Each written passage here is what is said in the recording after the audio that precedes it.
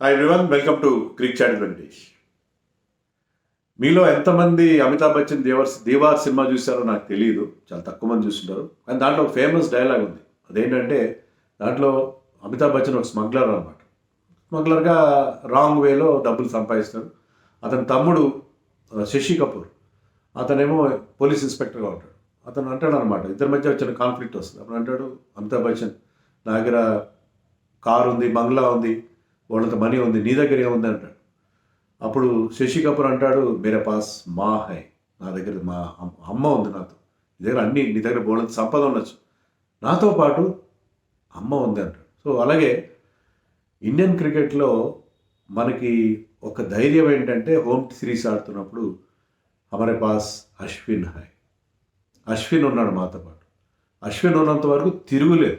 అశ్విన్ 2011లో ఎప్పుడు ఎంటర్ అయ్యాడు సీన్లోకి, టెస్ట్ క్రికెట్లోకి. అప్పటి నుంచి మనం వరుసగా ఒక్క 2 సిరీస్ తప్ప అన్నీ గెలుస్తూనే వచ్చాం. వరుసగా 17 సిరీస్లు గెలిచాం. దాంట్లో అతనిదే ప్రధానమైన పాత్ర. అతను 383 వికెట్స్ తీసుకున్నాడు హోమ్లో ఈ పీరియడ్, ఈ 12 ఏళ్ళు అంత అతని కెరియర్. సో అశ్విన్ మనకి ట్రూ మ్యాచ్ విన్నర్ కాదు, వసీం జాఫర్ అన్నట్టు సిరీస్ విన్నర్ అన్నారు. మ్యాచ్ విన్నర్ ఏంటి, సిరీస్ విన్నర్ అన్నారు.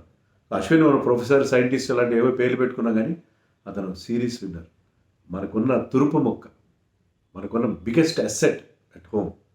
సో యాష్ అన్న finally calling it a day. చాలా ఎమోషనల్ మూమెంట్ మనందరికి కూడా. మళ్ళీ అశ్విన్ని చూడాలి, ఎందుకంటే మనకి హోమ్ టెస్ట్ మ్యాచ్ అంటే ఒక 4-5 ఓవర్లు ఫాస్ట్ బౌలర్స్ వేస్తారు. ఈ లోపల అశ్విన్ వార్మప్ చేస్తున్నాడు. ఈ 5 ఓవర్లను 6 ఓవర్లను వచ్చి ఆ న్యూ బాల్తోనే వికెట్లు తీస్తాడు. అంత అద్భుతమైన బౌలర్. న్యూ బాల్తో అతను ఎన్ని వికెట్లు తీశాడు తెలుసా మీకు? 133 వికెట్లు తీశాడు. అంటే first 20 overs of the innings, దాంట్లో 133 వికెట్లు తీశాడు. ఒకప్పుడు జోక్ ఉండే, Ashwin is our best new ball bowler అని చెప్పి. బిఫోర్ అఫ్ కోర్స్ బుమ్రా వచ్చాడు. అంత effective with the new ball also. మామూలుగా స్పిన్నర్స్ న్యూ బాల్తో బౌల్ చేయడానికి ఇష్టపడరు, ఎందుకంటే బాల్ షైన్ ఉంటుంది, గ్రిప్పింగ్ కష్టంగా ఉంటుంది. But Ashwin bowled brilliantly with the new ball. So go to bowler for any captain for the last 10-12 years, particularly at home. So అలాంటి ఒక బౌలర్ లేని లోటు చాలా మేజర్ లోటు అవుతుంది. మనం 17 సిరీస్లు వరుసగా గెలిచామంటే అది అశ్విన్ చలవే కదా. అశ్విన్ యావరేజ్, బౌలింగ్ యావరేజ్ ఎంత తక్కువ ఉంటే అంత మంచిది. Always been below 30 in home సిరీస్లో ఒక్కసారి మినహా మిగతా అన్నిసార్లు, ఒకసారి కూడా 30 ఉంది. 31 లోపు అతని బౌలింగ్ 31 కన్నా ఎక్కువ అతని బౌలింగ్ యావరేజ్ ఉన్నది 2 సందర్భాలు. 2012లో 11లో ఇంగ్లాండ్తో మనం సిరీస్ ఓడిపోయాం. అప్పుడు అతని యావరేజ్ ఆల్మోస్ట్ 50 టచ్ అయింది. ఆ సిరీస్ మనం ఓడిపోయాం. మొన్న న్యూజిలాండ్తో అతని బౌలింగ్ యావరేజ్ 40 దాటింది. ఆ సిరీస్ ఓడిపోయాం. మిగతా అన్ని సందర్భాల్లో అతని బౌలింగ్ యావరేజ్ 31 కంటే తక్కువే ఉంది. ఒక సిరీస్ మినహా మిగతా అన్ని టోటల్ 30 కంటే తక్కువ. అవన్నీ కూడా మనం గెలిచాం. 17 సిరీస్లు వరుసగా గెలిచాం. వాటన్నిటిలో అశ్విన్ పాత్ర ఉంది. మనం అశ్విన్ డెబ్యూ దగ్గర నుంచి 65 హోమ్ టెస్ట్లు ఆడితే 65 టెస్ట్లో కూడా అశ్విన్ ఆడాడు. అశ్విన్ లేకుండా మనం ఒక్క హోమ్ టెస్ట్ కూడా అతను డెబ్యూ చేసిన తర్వాత ఆడలేదు. సో ఫస్ట్ పేరు క్యాప్టెన్ అశ్విన్ పేరే రాసుకుంటాడు హోమ్ టెస్ట్లో. ఎంత తోపు లాంటి బ్యాట్స్మెన్ ఉన్న వాళ్ళకు పేర్లు కాదు. ఇంకా Ashwin is our match winner at home. So అలాంటి అశ్విన్ 60 టెస్టులు ఆడాడు. 60 టెస్టుల్లో 383 వికెట్లు తీసి మనకి గెలిపించాడు. ఓవరాల్గా అతని రికార్డ్ తీసుకుంటే 537 వికెట్స్ తీశాడు టెస్టులో. 537 వికెట్స్. కుంబ్లే అతని కంటే ఎక్కువ తీసుకున్నాడు. కుంబ్లే ఏం తీసుకున్నాడు? 619. అయితే అశ్విన్ ఆడినవి 106 టెస్టులు మాత్రమే. కుంబ్లే ఆడినవి 132 టెస్టులు. అశ్విన్ కంటే ఎక్కువ టెస్ట్ మ్యాచ్లు ఆడాడు కుంబ్లే. అశ్విన్ అనుకుంటే మరి కంటిన్యూ చేసి ఆ కుంబ్లే రికార్డ్ కోసం చాలామంది అనుకున్నారు. అలాగే సచిన్ రికార్డ్ని కోహ్లీ బ్రేక్ చేస్తాడని అనుకుంటూ ఎక్స్పెక్ట్ చేస్తున్నాం. కుంబ్లే రికార్డ్ని సచిన్ బ్రేక్ చేస్తాడని కూడా మనకి టాక్ నడిచింది.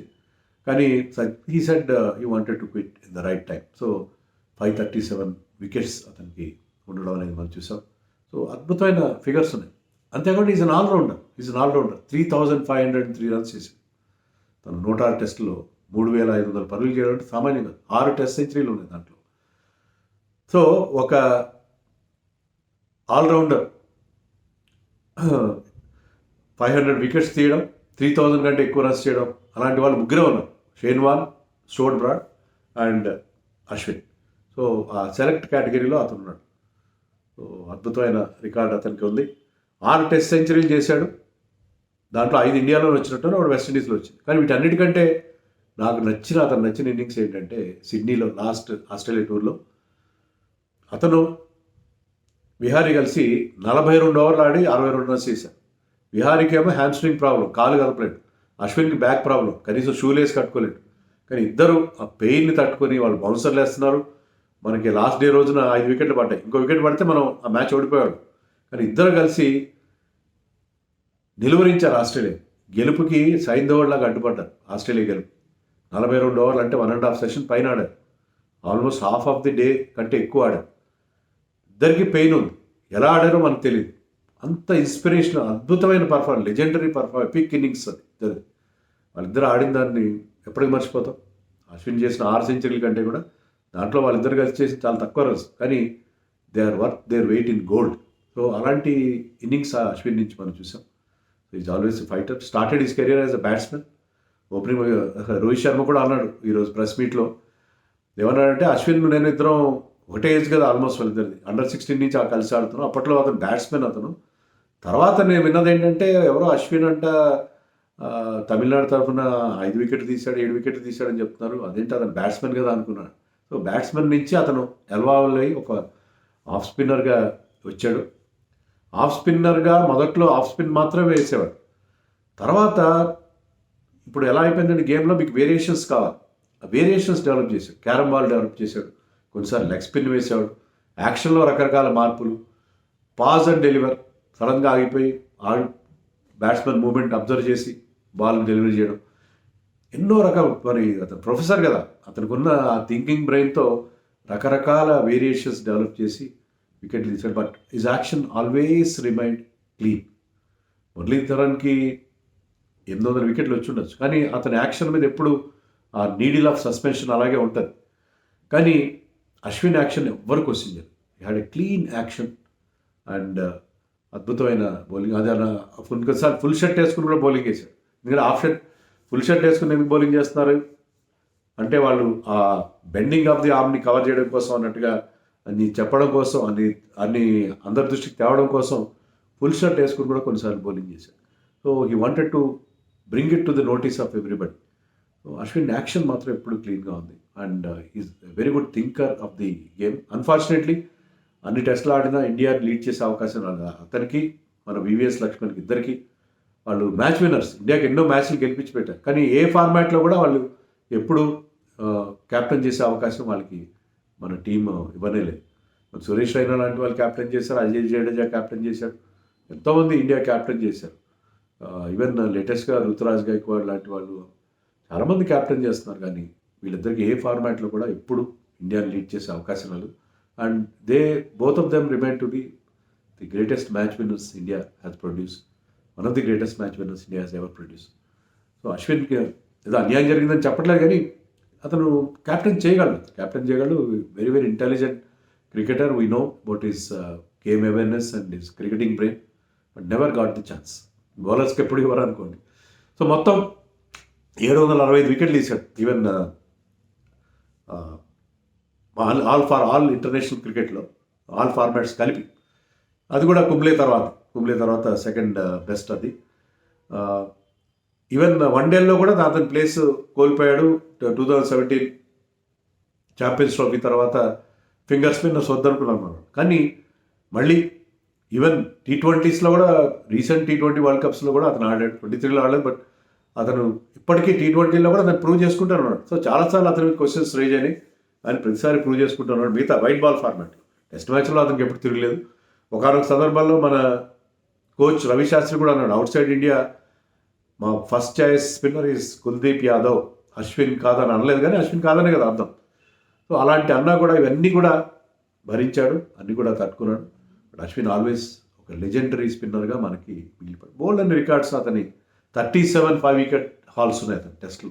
Second highest. మురళీధరన్ తర్వాత షేన్ వార్న్తో కలిపి second highest. Shane Warne, Muralidharan 130 కంటే ఎక్కువ టెస్ట్లు ఆడారు, కానీ వాళ్ళతో సమానం. వాళ్ళ షేన్ వార్న్తో సమానంగా సెకండ్ హైయెస్ట్ 37 5 వికెట్స్ హాల్స్ ఉన్నాయి. 10 వికెట్ హాల్స్ 10 ఉన్నాయి. 11 times player of the series award గెలుచుకున్నాడు. సో ఎన్నిసార్లు మన సిరీస్ గెలిపించాడు అనే దానికి అదే ఉదాహరణ. 11 times player of the series అవార్డులు ఎక్కువగా బ్యాట్స్మెన్కి ఇస్తారు, కానీ 11 టైమ్స్ గెలిచాడు. ఇది హైయెస్ట్ అలాంగ్ విత్ మురళీధరన్కి highest player of the series awards వాళ్ళిద్దరికే ఉన్నాయి. ఇంకా ఎన్నో రికార్డ్స్ అతని పేరిట మనకి కనిపిస్తాయి. అన్నిటికంటే ముఖ్యంగా మనం చెప్పుకోవాల్సింది ఏంటంటే అది స్ట్రైక్ రేట్ 50.7. స్ట్రైక్ రేట్ అంటే ఎన్ని బాల్స్లో ఒక వికెట్కి ఒకటి మధ్యలో ఉండే గ్యాప్.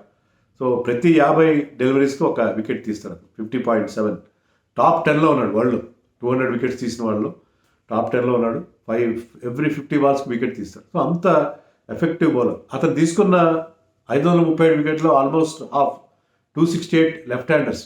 సో లెఫ్ట్ హ్యాండర్స్కి ఎప్పుడు అతను డేంజర్. ఐ థింక్ బెన్ స్టోక్స్ని 11 టైమ్స్, బెన్ స్టోక్స్ని 14 టైమ్స్ అనుకుంటా, వార్నర్ని 11 టైమ్స్ అవుట్ చేశాడు. సో లెఫ్ట్ హ్యాండర్స్కి ఎప్పుడు కూడా అతను ఒక పెద్ద సింహస్వప్నంగా మారాడు. లైక్ ఆఫ్ స్పిన్నర్స్ ఎప్పుడు కూడా that does well. Ashwin is అతనికి ఉన్నన్ని లెఫ్ట్ హ్యాండర్ వికెట్స్ మరే ఆఫ్ స్పిన్నర్కి కూడా లేవు. సో ఇలా ఎన్నో రికార్డ్స్ ఉన్నాయి అతని పేరు మీద. బౌల్డ్ అన్ని రికార్డ్స్ ఉన్నాయి. 7th హైయెస్ట్ వికెట్ టేకర్ ఓవరాల్గా. స్పిన్నర్స్లో 4వ వాడు షేన్ వార్న్, అదే మురళీధరన్, షేన్ వార్న్, కుంబ్లే తర్వాత 4వ వాడు. ఇలా ఎన్నో రికార్డ్స్ అతని పేరు మీద ఉన్నాయి. అశ్విన్ లేని లోటు మనకి ఖచ్చితంగా అనిపిస్తుంది. ఎందుకంటే హోమ్ సిరీస్లో మనం ఇలా గెలుస్తున్నామంటే అశ్విన్ పుణ్యం అదంతా. అశ్విన్ జడేజా కలిసి ఆల్మోస్ట్ 600 వికెట్స్ తీశారు ఇద్దరు కలిసి. ఫాస్ట్ బౌలర్స్ హంటింగ్ పేయర్స్ అంటారు. స్పిన్నర్స్ కూడా అలాగే వాళ్ళిద్దరు జోడి రవి ద్వయం వాళ్ళిద్దరు కలిసి 583 ఎన్నో వికెట్స్ తీశారు. సో ఇండియాకి వాళ్ళిద్దరూ ఉండబట్టి మరి భవిష్యత్తులో అశ్విన్ షూస్ని వాషింగ్టన్ ఫిల్ చేయగలడా? మొన్న సిరీస్లో మంచి రిధంలో ఉన్నాడు. But we basically feel that is basically white ball bowler. అతను మనకు అంది వస్తాడని ఎక్స్పెక్ట్ చేద్దాం. అఫ్కోర్స్ మనకి జడేజా అండ్ కుల్దీప్ ఉన్నారు, అక్షర్ పటేల్ కూడా ఉన్నాడు. బట్ అశ్విన్ లేని లోటు ఖచ్చితంగా కనిపిస్తుంది. ఎందుకంటే వికెట్ రావట్లేదు, పార్ట్నర్షిప్ బిల్డ్ అవుతుందంటే కెప్టెన్ ఇమీడియట్గా will throw the ball to Ashwin, particularly home test. So Ashwin లేకుండా హోమ్ టెస్ట్ ఊహించడం కూడా మనకి కష్టంగా అనిపిస్తుంది. బ్యాటింగ్లో బౌలింగ్లో రీసెంట్గా చెన్నైలో మనం 140 for 5 ఎంతో ఉన్నప్పుడు అశ్విన్ జడేజా కలిసి బంగ్లాదేశ్ మీద మనకి the saved us the blushes, మనకి ఒక హ్యూమిలియేషన్ని తప్పించారు. So he was great servant of Indian cricket, బ్రహ్మాండమైన. అయితే అశ్విన్ మనకి మరొక రూపంలో, ఎందుకంటే అతనికి ఉన్న ప్రొఫెసర్ అశ్విన్ నుంచి బోల్డంత జ్ఞానాన్ని మనం అతని యూట్యూబ్ ఛానల్ ద్వారా, లేకపోతే అతను కామెంటేటర్గా వస్తాడు గ్యారంటీగా. ఈ will become a very good commentator. అతని నుంచి ఆ జ్ఞానాన్ని మనం వేరే రకంగా పొందే అవకాశం ఉంది. But on field will be missing. Of course ఐపీఎల్లో ఉంటాడు, మళ్ళీ ఎల్లో జెర్సీలు చెన్నైలో అదే జడేజా కలిసి ఎల్లో జెర్సీతో బౌలింగ్ వేస్తాడు. అతను చెప్పింది ఏంటంటే క్లబ్ లెవెల్ క్రికెట్ ఆడతానన్నాడు. అంటే అతను బహుశా డొమెస్టిక్లో కూడా వేరే టోర్నమెంట్ విజయ్ హజారే లేకపోతే రంజీ ట్రోఫీ ఆడాడు. ఓన్లీ ఐపీఎల్ మాత్రం అతను ఆడతాడు. ఇయర్లో 2 months మాత్రం ఆడతాడు. మిగతా 10 monthsలో మనకి కామెంటేటర్గా కనిపిస్తారు. దాంట్లో ఎలాంటి సందేహం లేదు. But we're going to miss you Ash అన్న. అల్విదా యాష్ అన్న.